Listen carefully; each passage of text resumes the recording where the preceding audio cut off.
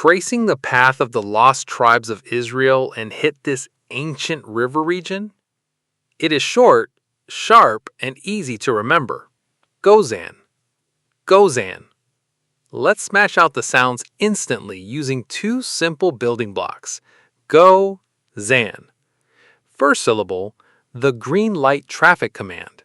Go. Second syllable, the loud, energetic snap of the word Zan. Rhymes with pan or tan. Snap them together fast. Go, Zan. Say it with me. Gozan. Go, Zan. Gozan.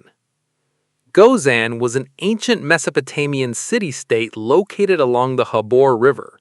In the Bible, it is explicitly named alongside Hala as a primary location where the Assyrian king deported the Israelites. Today, its spectacular ruins are known as Tel Halaf, located on the modern-day border of Syria and Turkey. If this video helped you conquer this ancient river city, drop a comment with the next historical place you want to master, hit that like button, and subscribe for more rapid pronunciation hacks.